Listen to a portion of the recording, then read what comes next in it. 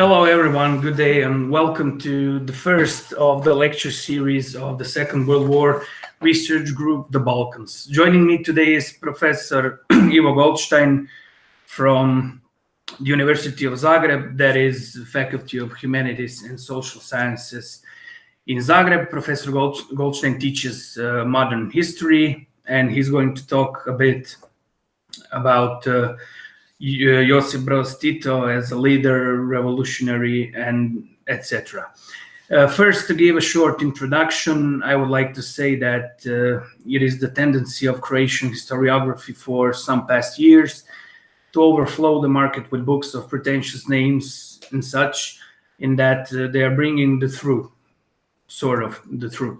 That is, the author himself is actually inclined to believe that his research actually sheds a new light on some topics, which also should, or at least they believe so, mean that it is true. That is, after all, one of the goals of historiography. It is to sort out some dilemmas, bring a new way of thinking, and setting up some new theses.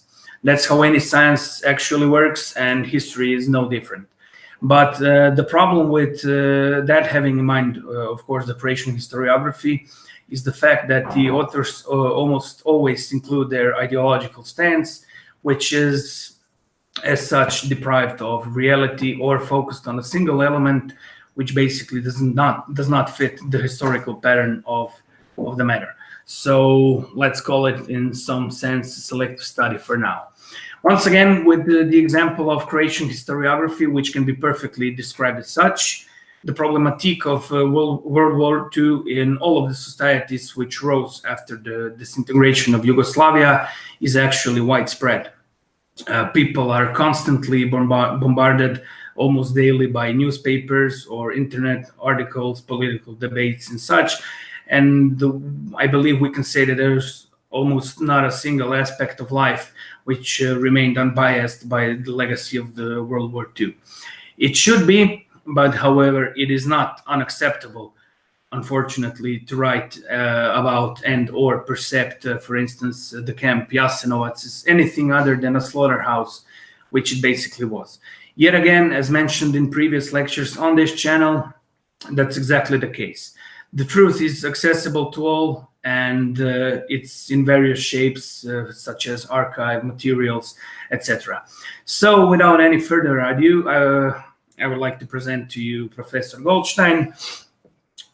He is without any doubt actually an expert in some of those controversial questions, to which I would like to add that actually many of them shouldn't even be controversial in the first place. And today he's going to talk about Josip Broz Tito. As we all know, it's about the leader of Yugoslav partisan forces and the president of Yugoslavia until his death in 1980.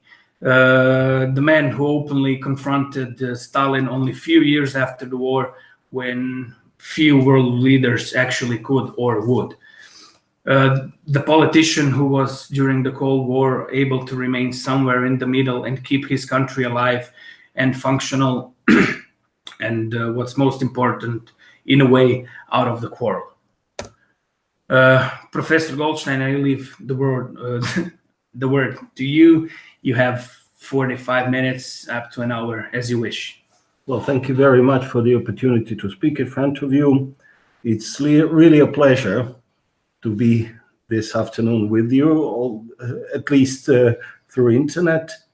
Well, I wrote a lot about Tito, and let me show you the book which was published here in Zagreb 4 years ago, together with my late father Slavko, and then we had Slovenian edition, and then last year Serbian edition. So there is no, unfortunately, English edition. And I would like to summarize the things which have been said here in this book. So it is now almost 40 years since Josip Broz Tito died. He died in May 1980. Almost 30 years after the dissolution of Tito's greatest creation, socialistic Yugoslavia. whose demise led to bloody conflict on the territory of Croatia and Bosnia and Herzegovina and Kosovo, which were two former republics and one autonomous province of the Yugoslav Federation. And this happened during the 90s. Josip Broz Tito was one of the most important 20th century political figures in what was once known as Yugoslavia. And even on a bigger scale, one of the biggest war leaders of the European Second World War.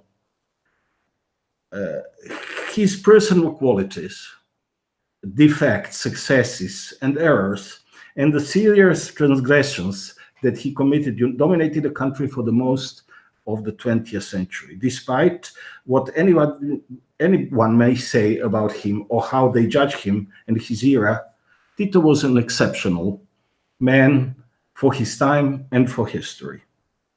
Nevertheless, while today it is clear that the role of, for example, Winston Churchill, Franklin Roosevelt, Joseph Stalin, Charles de Gaulle, Adolf Hitler, Benito Mussolini, and the Croatian Ustaša leader Ante Pavelić played in the great events of the mid-20th century, this is not the case with Tito. In the new countries formed by the breakup of the former Yugoslavia, there remain strong differences of opinion.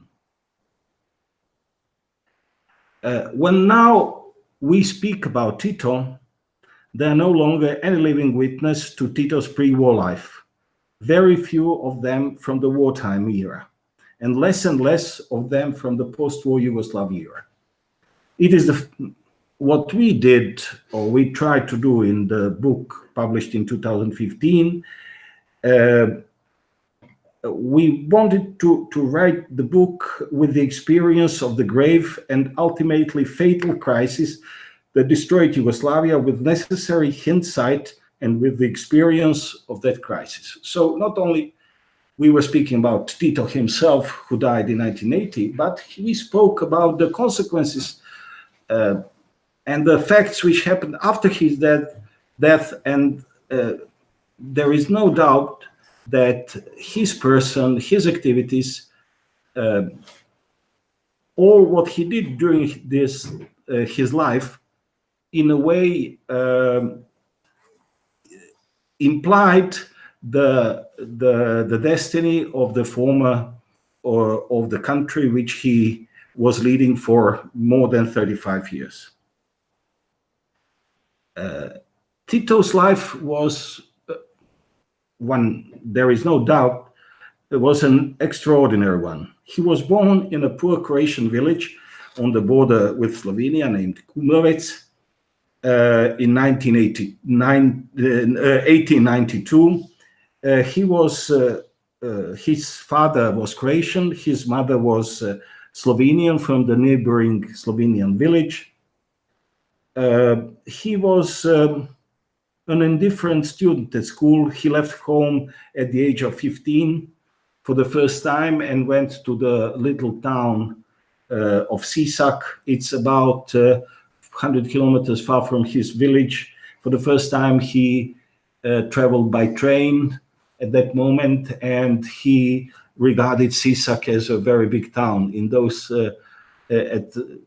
at that moment, Sisak had about 7,000 inhabitants. So for Tito was a big town. This was a big town. And he intended to become a waiter, a simple waiter.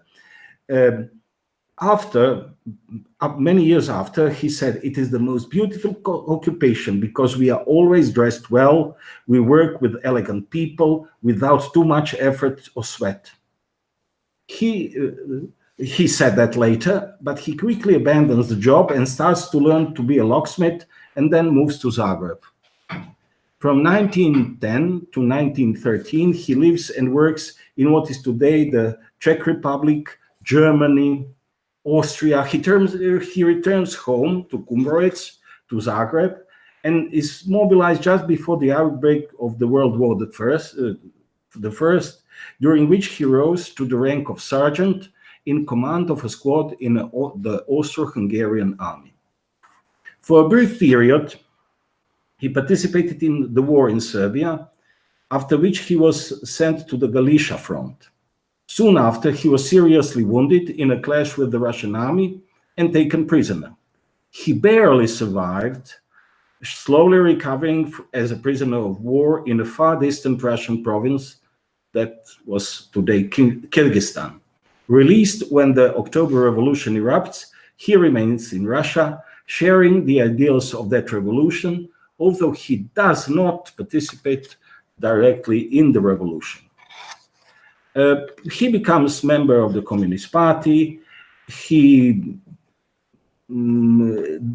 For him, his political orientations were never in doubt after in his life. He married a Russian girl at one point. Many of the Yugoslav prisoners of war, many of them remained in Russia, joined the revolution. Tito didn't. Tito wanted to go back home, and he went back home in 1920. Already there was no longer Austro-Hungarian Empire. It was Kingdom of Yugoslavia. He came back to Zagreb, which was some 35 kilometers far from his village. And for the first few years, he leads a peaceful family life. He was locksmith in a village some 80 kilometers far from Zagreb, almost not active in the Communist Party, but slowly and steadily, he became active in the local party ranks. Then moved from that village of Veliko Trojstvo near the town of Bjelovar, back to Zagreb, then to the Adriatic port of Kraljevica. And in those 1 or 2 years, he moved a couple of times, leaving his family in Zagreb. He had for the few times problems with the police. He was fired because of his union and the communist activities. He became more and more active in the ranks of the Communist Party. And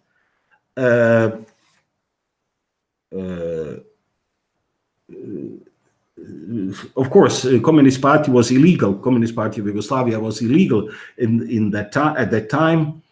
He became party activist and at one point an important party leader, and until 1928. And he was arrested many times for having communist propaganda material and weapons. And then at one point in summer 1928, as having weapons in his apartment. After one of the outstanding features of Tito's character was his physical courage. He demonstrated that for the first time openly in public, on the trial, during his trial, by pleading guilty for being member of the Communist Party. Namely, most of the communists, Yugoslav communists, in that time, facing trial, were denying that they were members of the Communist Party. Tito didn't. He said, yes, I'm the member of the Communist Party, knowing that this will send him for a couple of years to prison. But he denied that the weapons which police found allegedly in his apartment was his. He said that the policemen put it themselves. We don't know what is the truth, but Tito was sent to prison for 5 years. In the prison, there were many communists already, because repression of the Yugoslav royal regime was orientated also versus communists.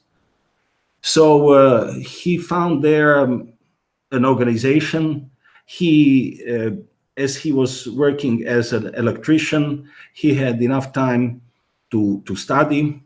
to study not only, let's say, Marxism, but he got more broader information about other things, particularly to learn more or better to learn German, which was very helpful in his career as party or Comintern activist in the 30s, because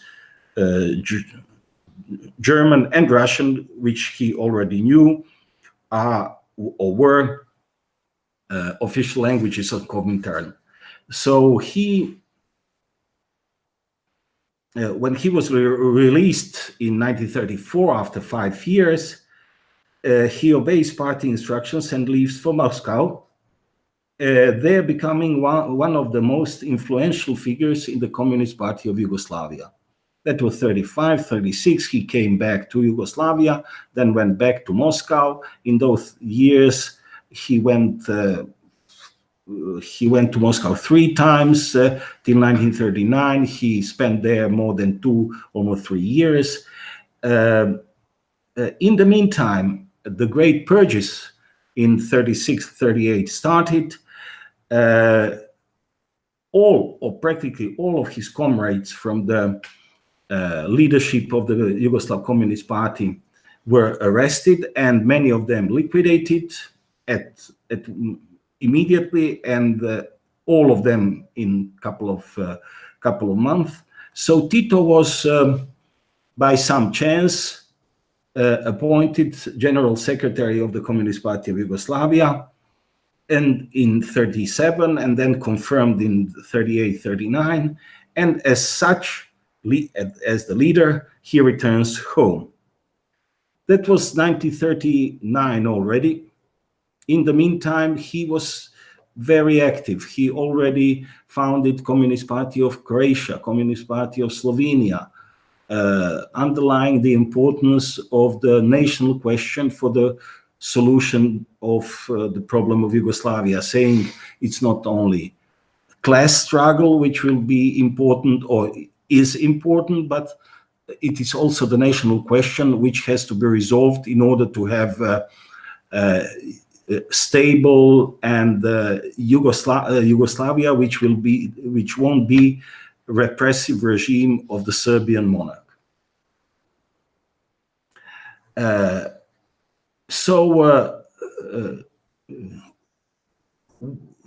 With the approach of the war and Yugoslav communists led by Tito were obviously seeing that the war is coming and approaching, and the Third Reich attacked Yugoslavia together with fascist Italy and their allies in April 1941. In the meantime, the Communist Party of Yugoslavia increases its power, and waiting for some time, waiting for the German attack on USSR in June 1941, he called Tito and the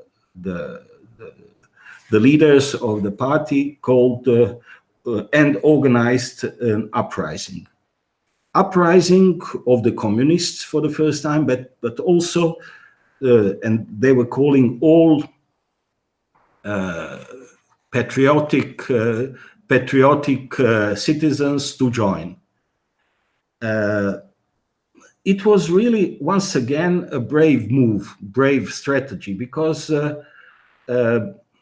this resistance or this uprising was coming out of the blue. There was a very weak or party organization. In the country of 13 million inhabitants, maybe 6,000 were communists. So communists were quite. They were not so numerous. Practically nobody knew about them. So he started to organize resistance fighters that would come to be known as the partisans. Step by step, organizing these partisan units, he and his collaborators achieved to create in next couple of years an army which won the war. So there is no doubt to us again that Tito most distinguished himself as a wartime leader. He was, as a commander who learned quickly, knew how to give orders, and could inspire loyalty and dedication among the subordinates. On the political level, the movement of the partisans addressed all the Yugoslav nations, each one in a different way, by promising the end of the disparities of the pre-war year, which showed themselves, according to Tito, by the exploitation of class and the hegemony of Great Serbia. Tito, during the war, made many mistakes, and but at the end, he won the war. So he organized in the western parts, in the western Serbia, so-called Užice Republic, in November 1941, thinking that he will be able to confront the Germans, and that even that the Red Army will break the front somewhere in Soviet Union and join them in Western Serbia, which was of course dream, and that was at the beginning of the war. These dreams he didn't repeat during the war. So when this Republic of Užice at the end of November 41 collapsed, because it was prematurely established and poorly defended, Tito transferred his operations to Bosnia and Herzegovina, where the crimes committed by the Ustaša led to a spontaneous but relatively unorganized resistance movement, which was also facing bloody vengeance by the Chetniks. So Tito primarily was counting on, in those times, at that point, on the Serbs, some of them from Serbia, the others from Bosnia and Herzegovina. But there was uprising of the partisans, also organized and quite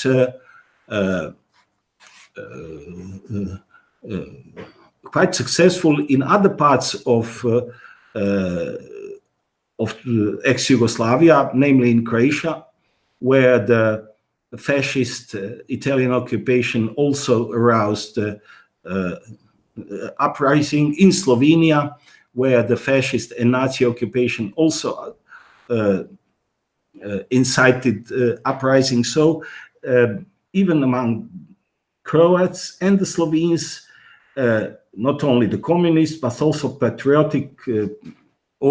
patriotic citizens were joining the partisans. And of course, Montenegrins, for some also specific particular reasons, because Montenegro, what is today Montenegro, was also occupied by the Italians, and then at some point also Bosnian Muslims as well were joining partisans. So we can say really that partisan movement led by Tito already in 42-43, with maybe some more than 100,000 at the end of sometimes at the beginning of 1943, with almost 100,000 fighters, was well organized, well established, and had the fighters, the partisans, which were coming from various Yugoslav nations. So to organize that, Tito was very capable of creating very simple messages, slogans, for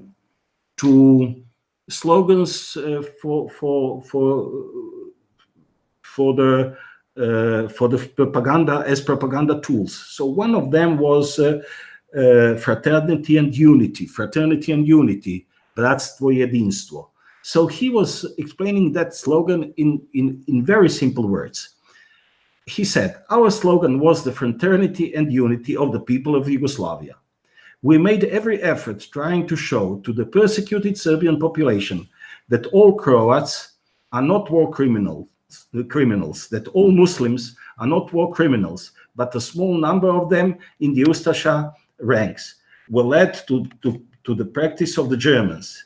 And we were trying also to show in all possible ways to the Muslims and the Croats that the Serbs are not war criminals, but there are only few of them in the ranks of the Chetniks of Mihailovic and Chetniks of Pečanac and Nedic, and that those crimes were carried by them.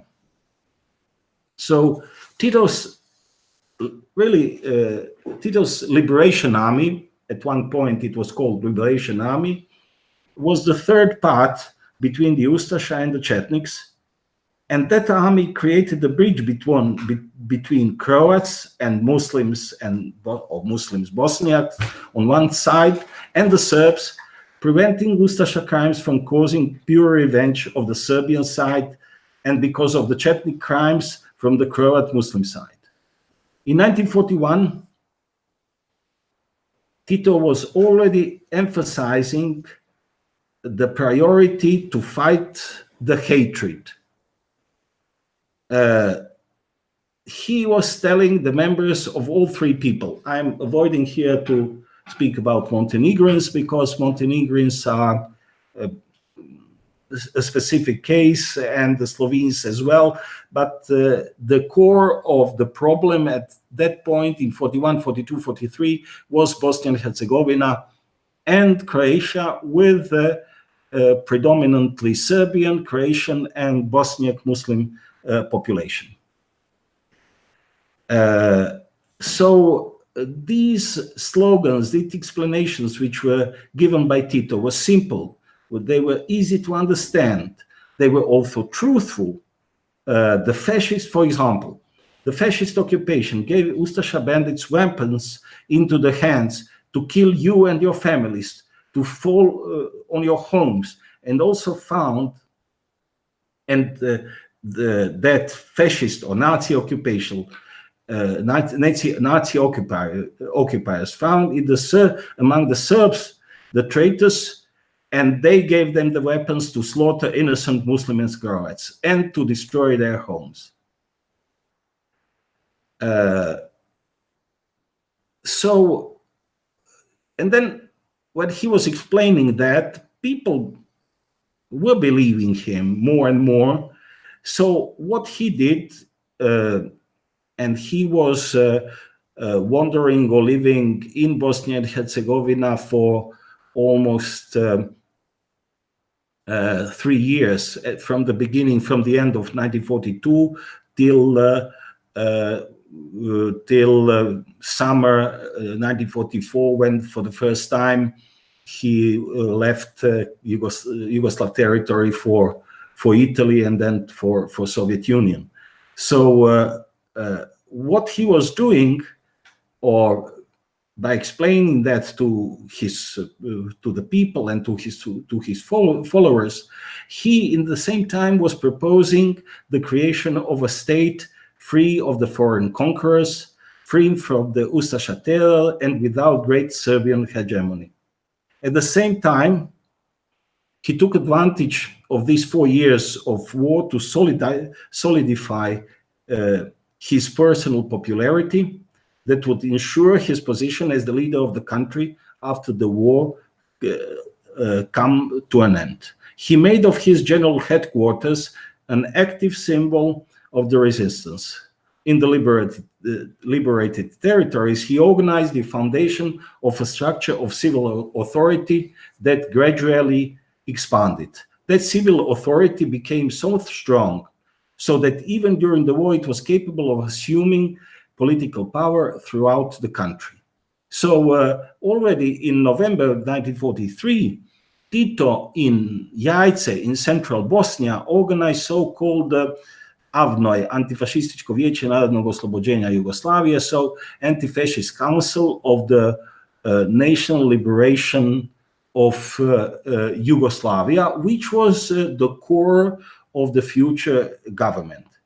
There he avoided to put in those declarations communist slogans, but he was at that point already in November 43 proposing new Yugoslavia created out of 6 federal republics, and they were named there in that document, declaration of the second, that was already the second conference of the Avnoj. So he already started to create new Yugoslavia, which was at the end of the war internationally recognized that was a process in 1944-45. So taking power in all of Yugoslavia in 44-45, Tito created an archetypal Bolshevik system. But at the same time, he distanced that system from the worst aspects of Stalinism. He didn't order massive purges within the party to discipline its members and in society in general, like Stalin did. Furthermore, there was no policy of anti-Semitism or severe repression as in the Stalinist system, for example, in literature, in culture, or in the culture generally. There were no monstrous Stalinist trials, as in the Soviet Union, with the executions of falsely accused people, the type of those which were organized at that time in all the countries of so-called people's democracies, for example, Slavski, Reich, Georgia, Kostov, etc., etc. There were many of them there.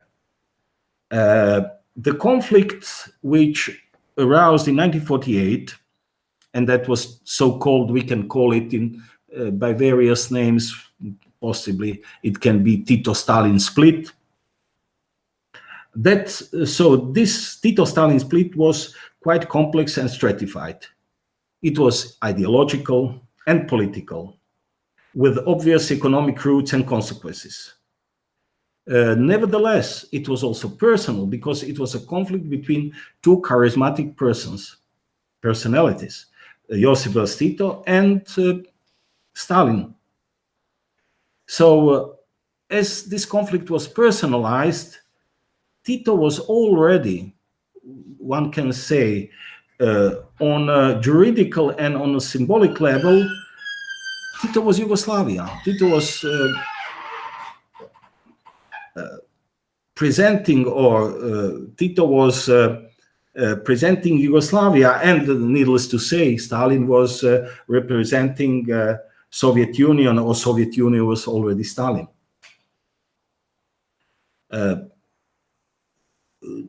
To understand the roots of that split,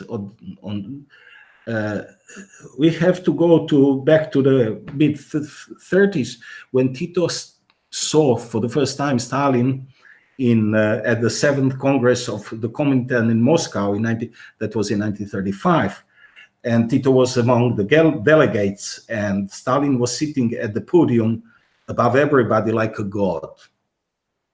At the beginning, it was like a love story. Stalin was the subject of a pervasive personality cult within the international Marxist-Leninist movement. Tito was only one of the believers. When Tito, during war years, became, in just 2 or 3 years, he was leader of practically irrelevant party within Yugoslavia in 1941, and already in 44, summer autumn 1944, he was sitting as a leader of the Yugoslav partisans at the meeting with Churchill, and then very few weeks after that with Stalin himself. So this Tito's career practically exploded in these 3 years. But Stalin at that point loved Tito, despite his suspect character. Stalin liked Tito because they have many elements which are similar in both biographies. They were born in a poor family, to a poor family. They were repeatedly arrested, entered the party hierarchy out of the blue. That means due to their own merits. They were not pushed by anybody. At the funeral of Kalinin in 1946 in Moscow, Stalin invited Tito to the central podium and placed him at the side, the only one of the foreign leaders to be so honored. So it was 1946, a year after the end of the war. And that, of course, couldn't happen if Stalin didn't have certain sympathy for Tito. The position of Tito was also reflection or consequence of the position of Yugoslavia and the Yugoslav communist movement. Yugoslav communist movement was the only autochthonous movement which liberated its own country, but mostly by its own means. Tito had greater support in Yugoslavia than any other Eastern European leader in their respective countries. There were thousands of partisans who survived battles, the fiercest, the bloodiest battles of the partisan war, such as Battle of Neretva, Battle of Sutjeska, which happened in the first half of 1943, and they were big battles. Germans, for example, Germans and their allies in both cases, in both battles, had about 120,000 fighters, and the goal was to catch Tito, to kill him, or to imprison him, to catch him, but they didn't succeed. Although Battle of Sutjeska was a defeat of the partisans, on one hand. On the other hand, that was the end. That was the end of the real German efforts to kill Tito or to strategically dominate the war in Yugoslavia. That was in June 1943. They didn't have opportunity. The Germans didn't have opportunity till the end of the war to do the same thing. And Yugoslav partisan movement was developing quite quickly, particularly after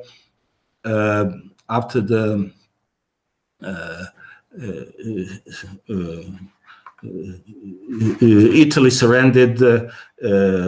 Italy surrendered in September 1943.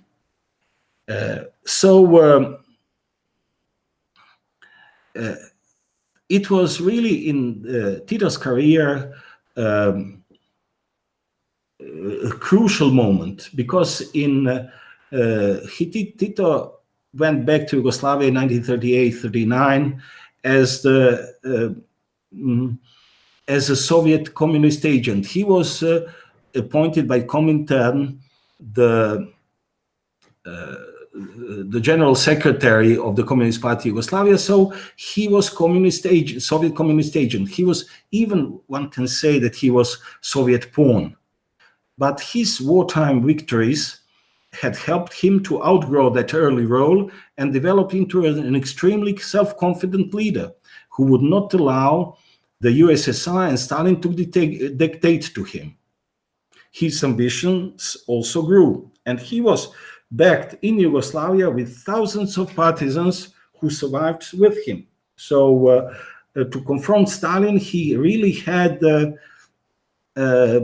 possibility, because he had followers who were able or brave enough to say, we will oppose Stalin, we will follow Tito. And that is really what happened in 1948.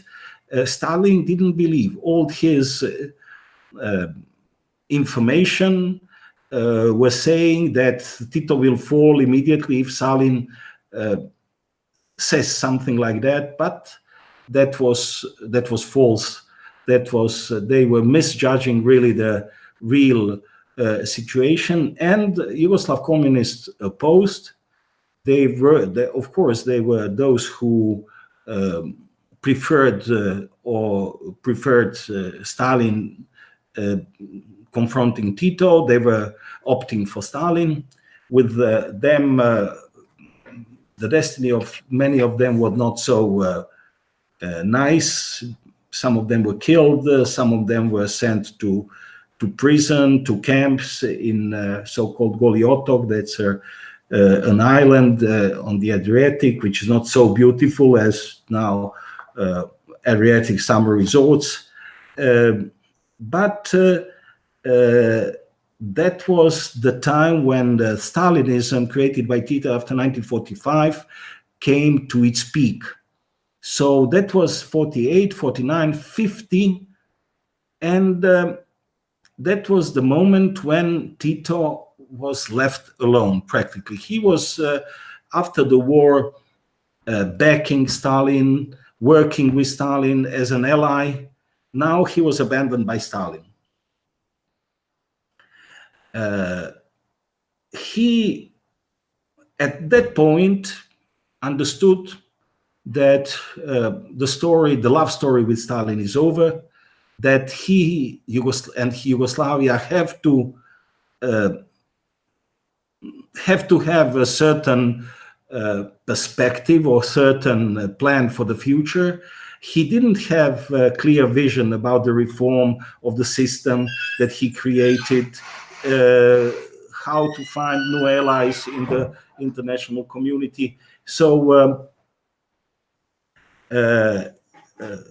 in the months that followed, he realized that he had to distance himself from the communist counterparts in Eastern Europe.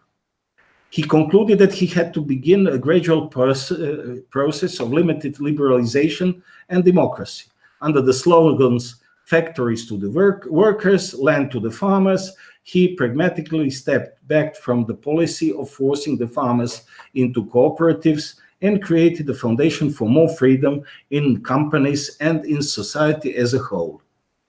Together with his collaborators, Tito created a system of self-management which gave more freedom to the companies, created almost full market economy in next 20 years, gave a strong impetus to the development of Yugoslavia. The average growth of BDP was almost 10% in the 50s, 9% in the 60s. But as the time passed, Tito became less pragmatic. Old age made him, on one hand, a compromiser, and on the other hand, a prisoner to his ideals and his illusions. I remember I was 10 or 12 years old, well, I would say 1970, when Tito was saying, Tito was saying the communist, the League of the Communists has to be or must remain a leading force in the society. Who will, other than the communists, be responsible for the development of socialistic Yugoslavia? When I was hearing that slogans, that speeches given by Tito, at that point I didn't understand what it is really about. Now we know.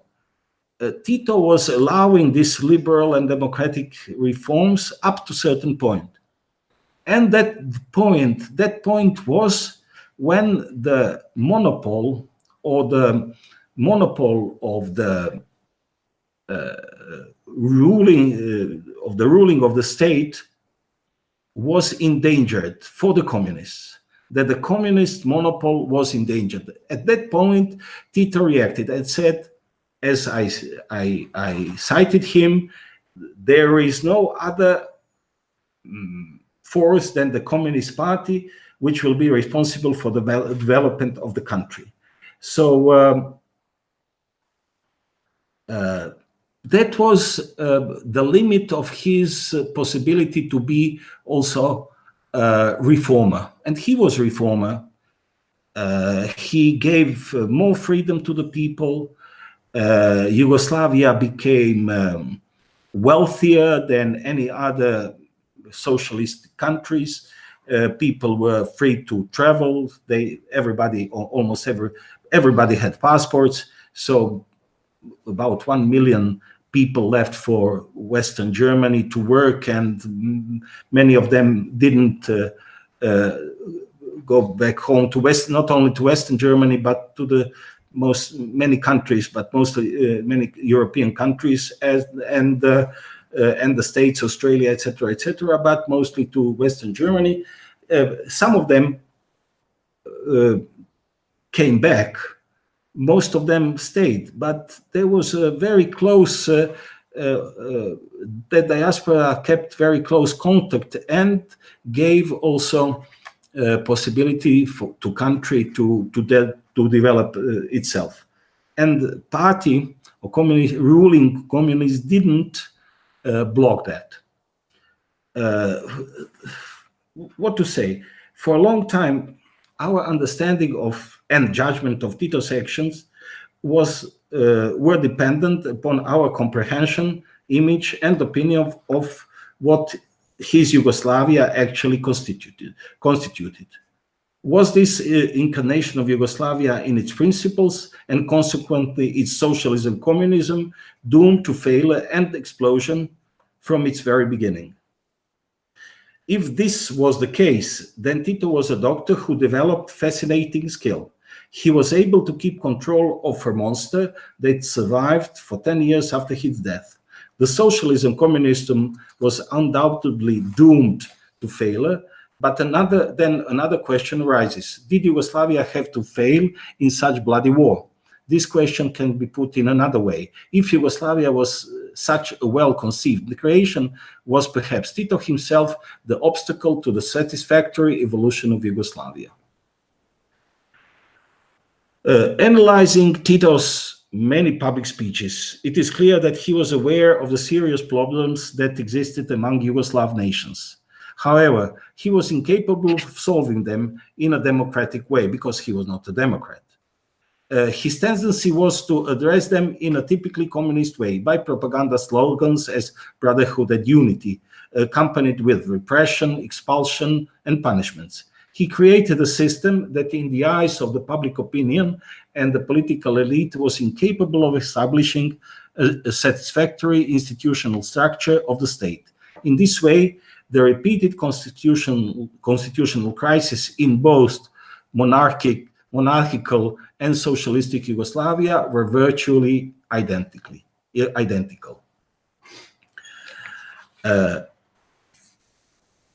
Socialistic Yugoslavia lasted a relatively long time, seemingly stable and without dramatic conflicts, essentially thanks to Tito's ability to preserve a balance of powers. Today, there is in Croatia, in Serbia, and in other ex-Yugoslav republics, a very strong opinion that Tito was maybe anti-Croat, anti-Serbian, against some other nations. And it's not true. You cannot understand Tito by saying he's anti-Croat. By the way, he was Croatian, so he cannot be anti-Croatian. This is really what I would say would be a paradox. And he was not also anti-Serbian. He was against Serbian hegemony, which was expressed in the first Yugoslavia before the Second World War, but he was not against the Serbs. That's also obvious. So, but Tito's system, or system which Tito created, was not possible or didn't have possibility of expressing opinions and different interests. In the 70s and in the 80s, even in the 80s, political opponents were sent to prison as well. There was an absence of civil liberties, and this absence had fatal consequences, especially in the case of the national sentiment, because it led to development of extreme nationalism, and which we witnessed that in the 80s and in the second half of the 80s before the wars in former Yugoslavia.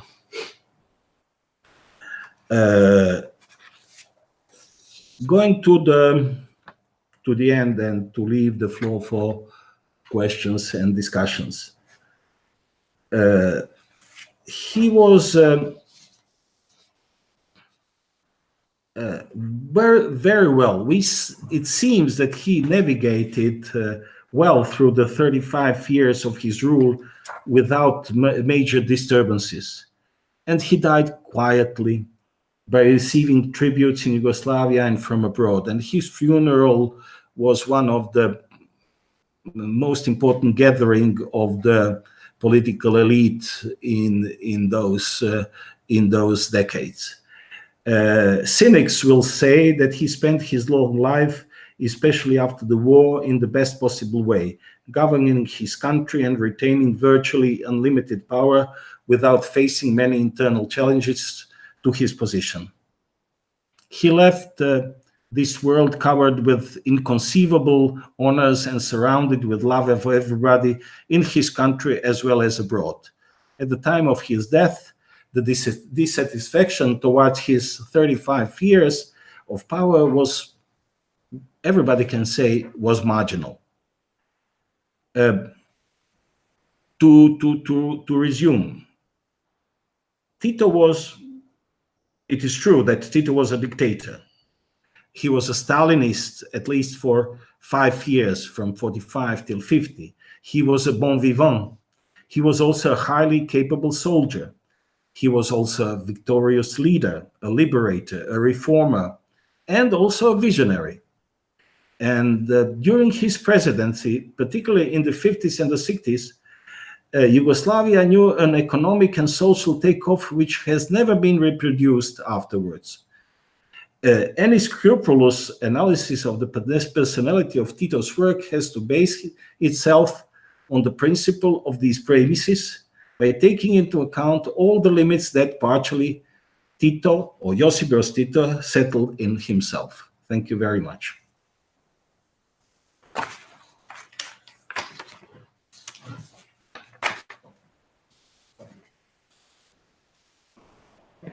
Thank you very much, Professor.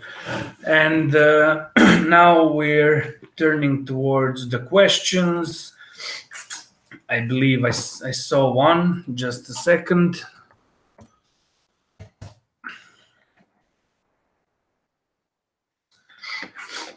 believe I saw one. Yeah. So we have a question here. What influence Tito had on retaliations on Bleiburg and Križni-put? Yeah. So we have a question here. What influence Tito had on retaliations on Bleiburg and Križni-put? Yeah. So we have a question here.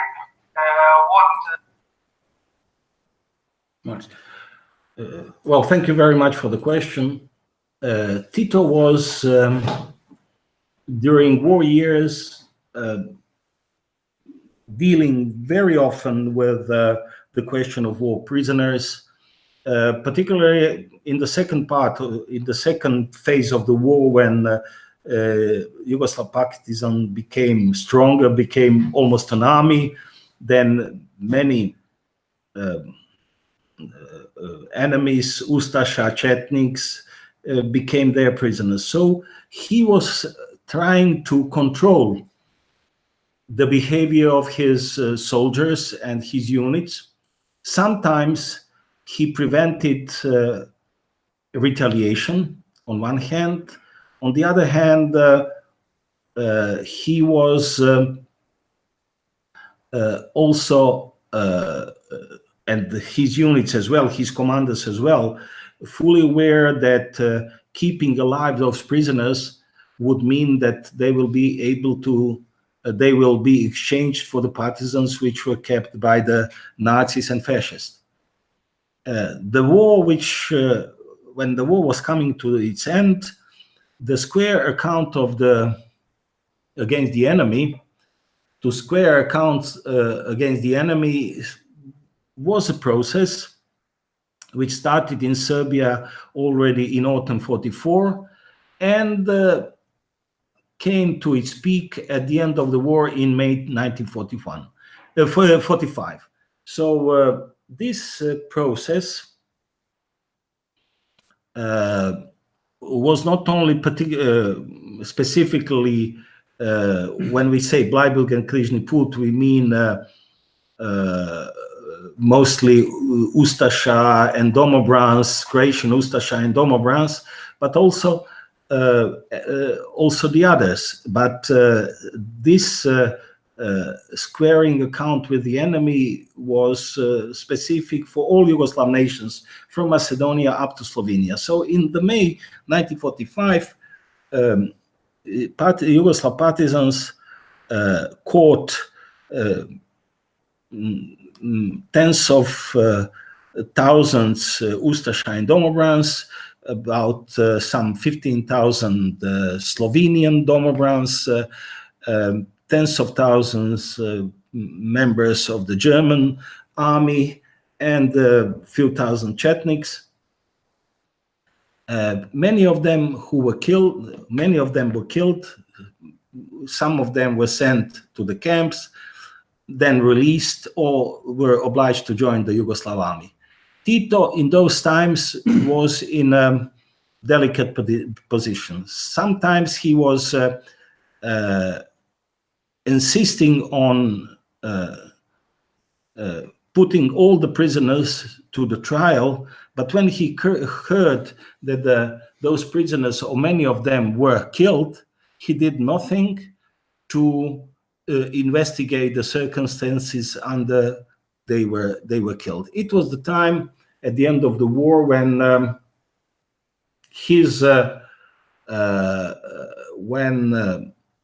his followers were full of revenge, in a specific situation when Ustasha were fighting even when the war was everywhere in Europe over. The final battles took place in near, when we say Bleiburg, it's a little place in Austria on the Yugoslav or Slovenian Austrian border. Ustasha wanted to reach Austria in order to get to the British army, a surrender in Austria to the British army, and not to surrender to the partisans. British army, the British officers didn't want it even to have the Ustasha army to surrender, and they sent them directly to Yugoslavia. And that was 15th of May. Ustasha were fighting for 7 or 8 days more after the war in Europe. 7 days more after the war in Europe was over. In the same time, I have to say that in the valley of Sutjeska, in the border, in the region near the border between Bosnia and Herzegovina and Montenegro and Serbia, about 3,000 to 4,000 Chetniks were caught in this valley of Sutjeska, and the majority of them was killed. Draža Mihailović, the leader, managed to escape at that point, but then a couple of months after that, in 1946, he was caught somewhere in Bosnia and then put to trial. So we have to put everything into the context and to see that this revenge against the enemy, and not only revenge, because we have to take into account that during the war, the Nazis, the fascists, and their domestic, so-called domestic collaborators or Quislinks, that includes Ustasha, Chetnik, Slovenian Domobrans, Nedić and Ljotić followers in Serbia, etc., etc., Bali Kombetar in Kosovo, among their local Albanians, committed numerous horrible crimes. And it was not only a revenge, it was also some kind of justice, which was done. Sometimes it was not only the justice, but it was revenge. The role of Marshal Tito was still discussed, but I do not think that we have to put in question who was in the Second World War in the territory of former Yugoslavia. We cannot put the question or question ourselves who was on the right, who was on the wrong side, because of the mass killings which happened at the end of the war. We have another question. To what extent was Tito a totalitarian leader, if he was at all? We have in Yugoslavia,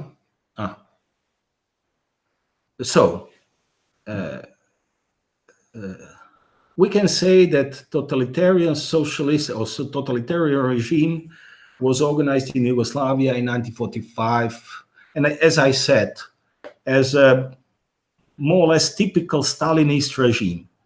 But this concept of totalitarian Stalinism was started to be abandoned by the Yugoslav communists led by Tito, sometimes in 1940, if not 1949, then 1950, 51, 52.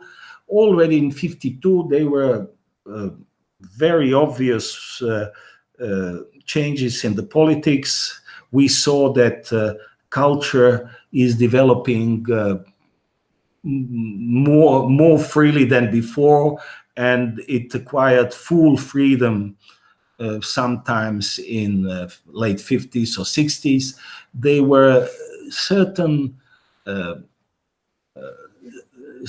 parts of the society which were not in the 50s, in the 60s, dominated by the Communist Party, or at least Communist Party gave enough freedom for independent development in these areas. There was certain freedom in economy, in public domain, in social life. Therefore, we cannot, in the 50s, in the 60s, we cannot speak about totalitarian communist regime in Yugoslavia, particularly if we compare it with the situation in Soviet Union and other countries in the Eastern Bloc. Therefore, we can conclude that Tito in that time was not a totalitarian leader. We have 3 more questions.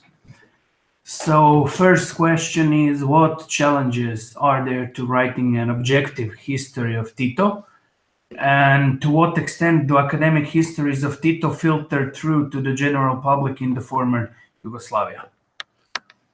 Well, it's an interesting question. What challenges are there to writing an objective history to Tito? Tito was a very complex person. He was, as I said, the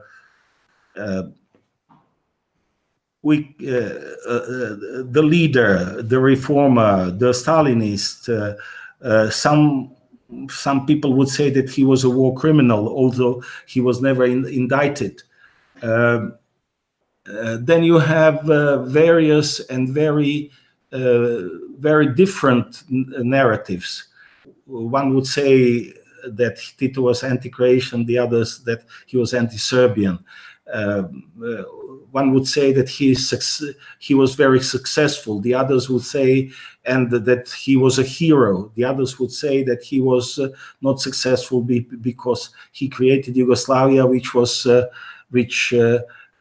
annihilated in blood some 10 or 12 years after he died. So there are so many opposing opinions about him that it's really a challenge. When I was writing his biography some 4, 5, 7, 8 years ago, I really had fun. It was really some kind of passion, and together with my father, who passed in the meantime, and he wrote some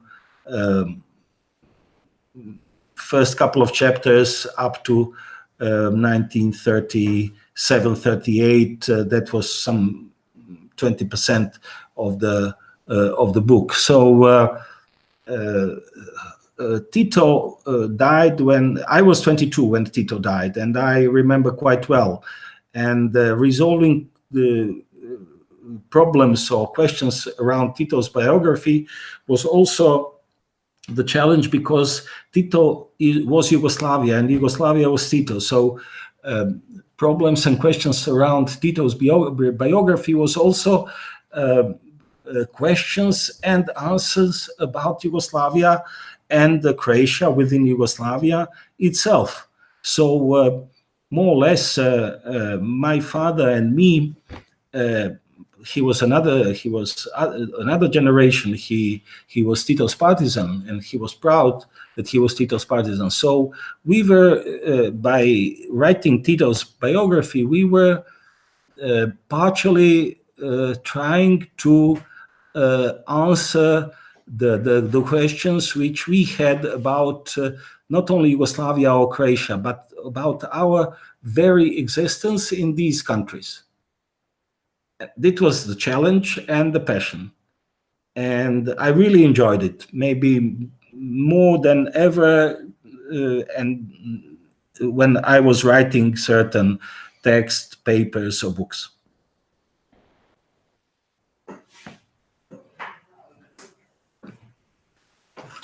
Thank you. And the final question is, what are the best sources on Yugoslavia in World War II in the English language? If, of course, there are any. Well, I can't recommend you. It's quite, at the moment, I really don't know, because you can believe me that I am not consulting sources about Yugoslav history in English. I am doing it in Croatian or other Yugoslav languages, such as Serbian or the others. So, but there are few very good biographies of Tito already published in English. There are, I would say, Dediel, Filis Oti, and the others. And I can't remember the book, source book with of Yugoslav history written, published in English. It's in various books which are dealing with Yugoslavia. You have chapters where they present those documents, or at least now on internet there is quite numerous. Those documents are often presented, but for the moment I can't help you. Sorry.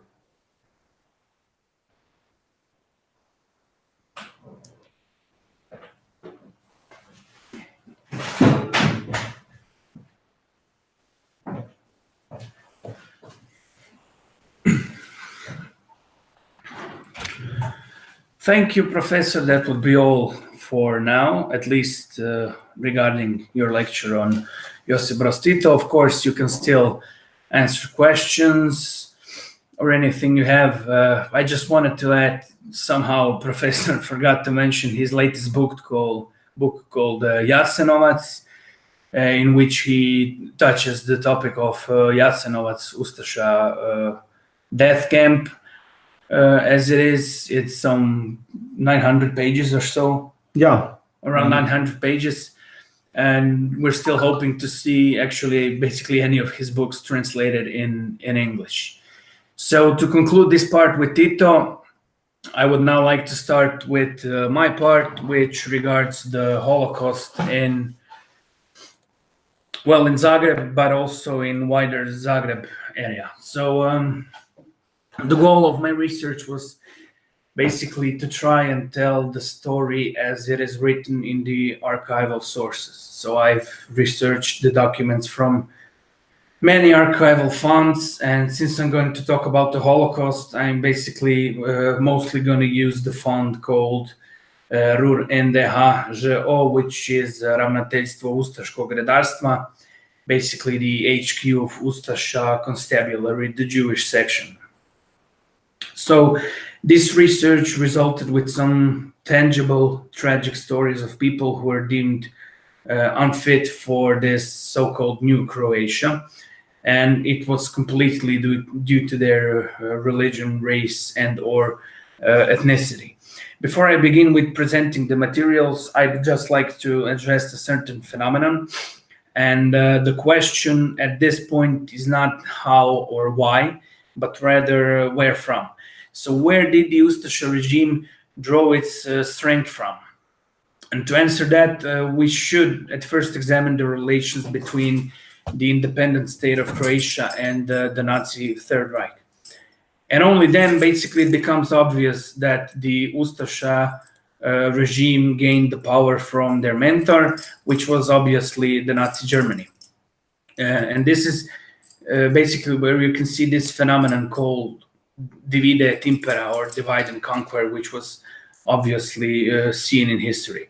So the Nazi Germany also applied such a scheme towards all of their puppet states, and the independent state of Croatia is basically no different. The key of German rule over strength over their puppet states was basically to divide different ethnic groups settled on their territory of interest. And at the time of radical European nationalisms, the promise of an independent state cleansed of all those deemed unfit was, actually more than enough a bait for nationalists. In each and every case, a single ethnicity was, and when I say each and every case, I mean not only the independent state of Croatia, I mean also Ukraine, Bulgaria, Baltic states. So the chosen one in this case, the chosen people in this case was the Croats, the Croatian people. Other cases, as I said, include, for instance, Ukrainians and such. The fulfillment of national state basically depended on a single condition: the acceptance of German anti-Semitic paradigm.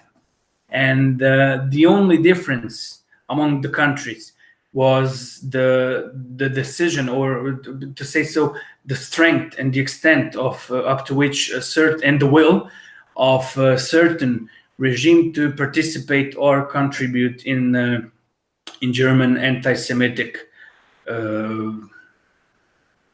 crimes.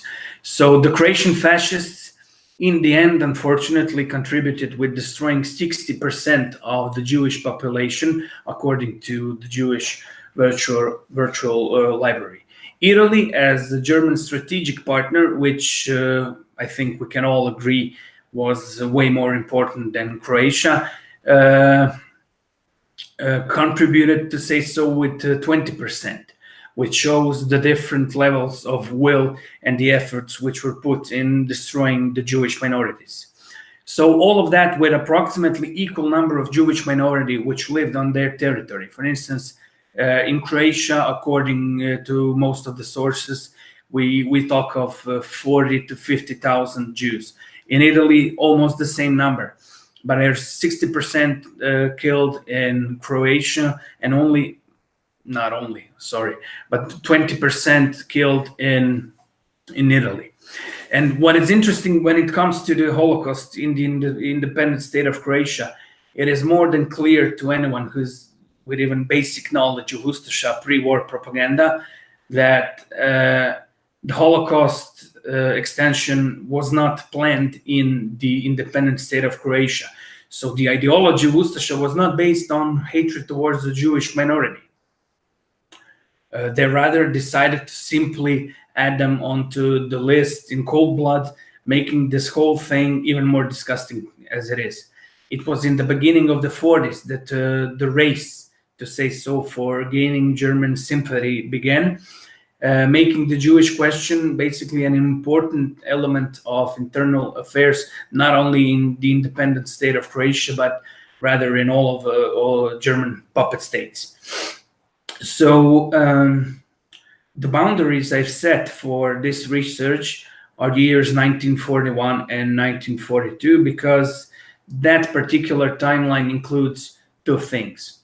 First of all, the sudden, but I would say not at all unexpected twist in the Ustaša policies, whose victims now include practically everybody who's not a pure Croat, and also the 2 years when the regime was at its full power, because the Ustaša regime basically started slowly falling apart at the same time when the Germans lost the campaign in Russia, that is in Stalingrad and such. So from mid 1943, basically the Ustaša regime weakens. As I said, the concept of persecuting the Jewish minority was just simply added to the mix. In the case of independent state of Croatia, according to their ideologists, the main enemy were the Serbs. That, however, did not stop them from adding the Roma and Jewish minorities onto the list, basically on the very day the independent state of Croatia was proclaimed. Even more further, that didn't stop them from persecuting and transporting their victims to camps mere days after the proclamation. And here we start with the research from the archive.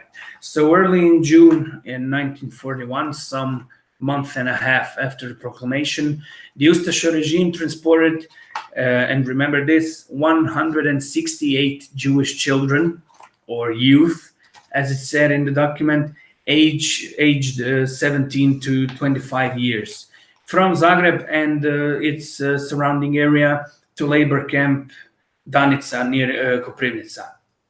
In the last time we had a workshop, and Professor Goran Hutinec spoke about the Ustaša regime and especially about their camps. So if you need any assistance getting to know what Danica is, feel free to watch that too. So the Jewish community of Zagreb then sent an appeal in order for them, the youth, to be transferred from the camp to a nearby factory for labor at their own expense. That was an oil factory, if I remember well. And this was basically approved by the regime, but under some certain conditions. And the conditions were as it follows. They were transferred to the oil factory. That was okay with the regime. They were allowed to build a kitchen in there, which was to be financed completely by the Jewish community. The visits were allowed by the representatives of the Jewish community, but only one person at a time and only once every 14 days. So on 168 children, that will last for decades probably. Also, the phone line was established there at this newly founded camp in the oil factory, but they could only talk on the telephone under the supervision of Ustaša officials. Now, what's the problem here with this kind of source?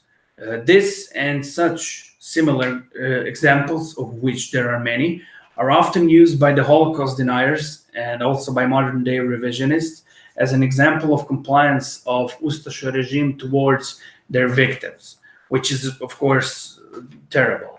The fact that they were allowed to have their own kitchen, visits, etc., etc. What none of them mentions when they're publishing their work or books is the fact that this thread, however, can be followed further, only to find out that instead of 8 weeks of labor that was presented by the authorities to the parents, the children were later transported first to the death camp in Jadovno and later to the most notorious of the Ustaša death camps, Jasenovac. And this thread, as we can follow it, says furthermore that 168 children were initially transported to Danica. From Danica to Jadovno, there's the transport of 165 people of the same group, and when they were transported to Jasenovac, the number is unknown, which clearly means that we can say that at least 3 of them died in those few months they were in Danica labor camp, that is in the oil factory near Koprivnica. We cannot follow their stories afterwards. And it's pretty easy once you're at the archive to follow some particular patterns which rise. For instance, if you want to follow the pillage of Jewish property, you can start with the guesswork documents, because the Ustasha regime keeps sending in the lists of apartments to which gas delivery must be stopped due to the fact that they are now empty. Or you can find numerous orders by the HQ, such as this one. The Ustasha headquarters orders Mr. Bošnjak Mate, Ustasha agent, to check and make a list of Jewish apartments in the building on the corner of Lopašićeva and Klaonička Street. Now, there's also an incredible amount of private letters sent to the government, and I have here a few examples. First of all, we have the appeal by one called Alice Blueweiss, and her apartment was confiscated by the Ustasha regime, and she decided to store some belongings, which was mostly clothing, in a garage. And on the same day, her garage in which she stored her belongings was also confiscated. So she decided to write an official appeal in order to be allowed to take her belongings, as she clearly states that she is cold and she doesn't have anything to dress. And this request was declined without any explanation. Excuse me. And this is not a single, this is only one of many such cases. And this particular archival fund counts tens of thousands of such letters, reports, etc. I believe the number is somewhere around 31,000 issues, that is documents, different documents. Now, there are two similar cases I would like to explore, that is to compare at the moment. First was the appeal by one called Dr. Viktor Ružić, whose son was transferred, that is transported to Danica labor camp near Koprivnica. And Dr. Ružić made an appeal in order for his son to be released and transferred on any sort of voluntary work. And only this single letter is, not only this, but this single letter is important and relevant for any kind of research in many levels. First of all, because of its contents. The letter, as I said before, is an appeal by Dr. Ružić for his son to be released. It doesn't, however, say why his son was taken to Danica in first place. But we can only guess that it was due to religious reasons. So Dr. Ružić, however, hopes that his appeal would not be declined due to two reasons. First of all, he's a colonel in Croatian army, which is Domobran forces. And what's more important, both he and his son converted to Catholic religion, which is why I presume that the son was taken to Danica in the first place. From the contents of this letter, we can find out that people were massively, not only this letter, of course, but this kind of letters, of which there are many, that people were converting to Catholic religion in order to appease the regime, which was basically necessary to survive. Furthermore, this appeal was not declined by the authorities, it was approved. And this is just a single out of hundreds of similar appeals which got approved, but there's always a visible pattern. The subjects of the appeals were either servicemen in the military or Catholic or of Catholic religion and confession.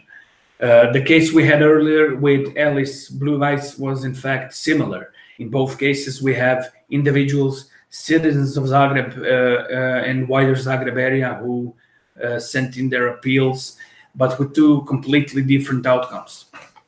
One was a ranked military officer, whereas another was just an ordinary citizen. And the point is that they were both at some time deemed unfit for living in the independent state of Croatia. So from those two cases, we can also find out something else. That is the criteria for approving and or declining one's appeal. It is obvious now that Dr. Ružić, up to some extent, fulfilled the criteria of the state, or that is the regime, which were enough to approve of his plea. That is, he was in active military service, but he also, along with his son, converted to Catholicism. And as long as we're talking about the criteria of the regime, there's another case, of which also there are many. It's a letter of 8 owners of different trades and companies, all based in Zagreb, in which they ask for one called Alexander Ehrenfreund to be released from prison. Here's the translation of the letter. We, signed underneath, ask the glorious title, that is the Ustasha headquarters, to release Alexander Ehrenfreund, owner of the company Zmaj, which means dragon, from captivity, so that we may continue our work. Otherwise, we'll run out of business, because until now we all worked for Mr. Alexander, who was the only expert of the company. So the first thing to notice is that this appeal was also approved. And the reason for that obviously lies in the fact that the Zmaj company and 8 of the other mentioned companies were in metal processing business, which was clearly of high importance both to the regime and its war efforts. So they rather freed Ehrenfreund from captivity than to risk even a slight opportunity of metal processing business to suffer. He was, after all, too important to be killed, at least in 1942, because we cannot trace him afterwards.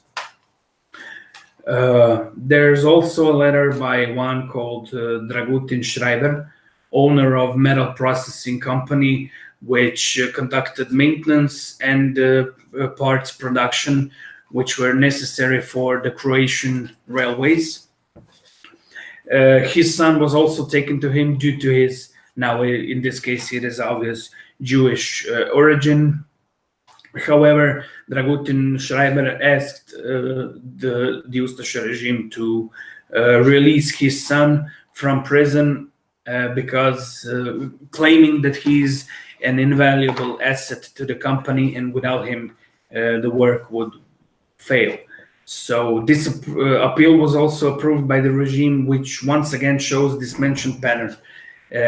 Was it either economical or any sort of importance to the regime?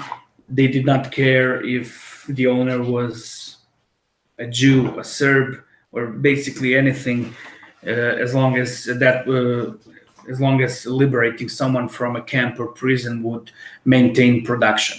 Once again, I mentioned this is the case only in time period of 1941 to 1942.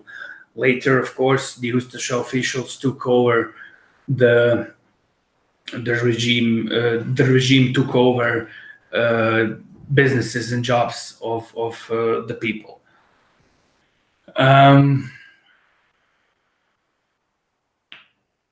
It is clear now from these few examples, once again I mentioned there are 31,000 of them, to conclude that the independent state of Croatia is basically a case of a country which cultivated completely wrong set of values.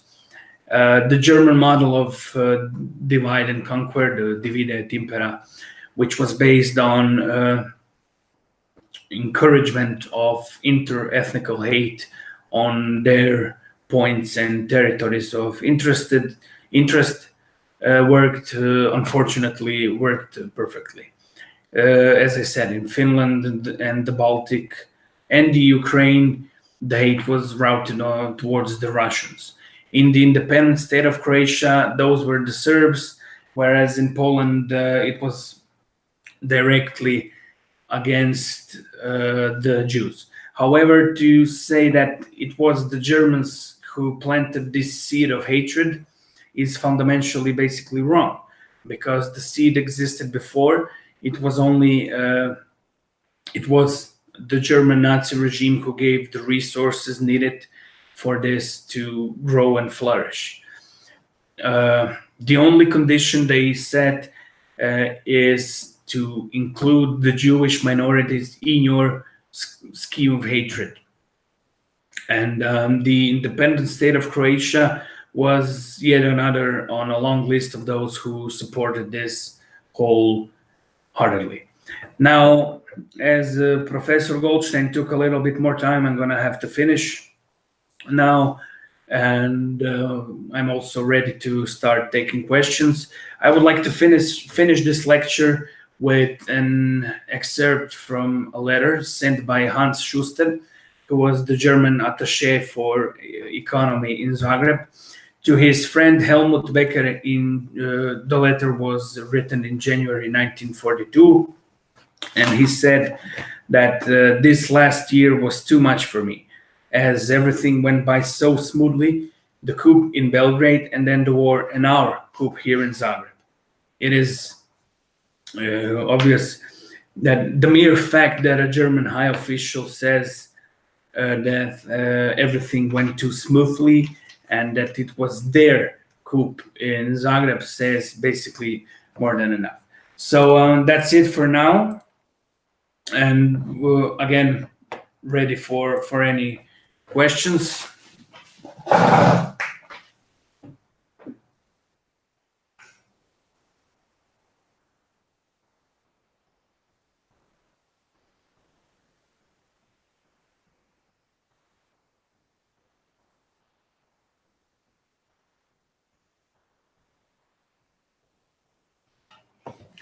Okay, no questions for now. And if that's all, I would like to thank all of you who watched this. And until another time, see you. Bye.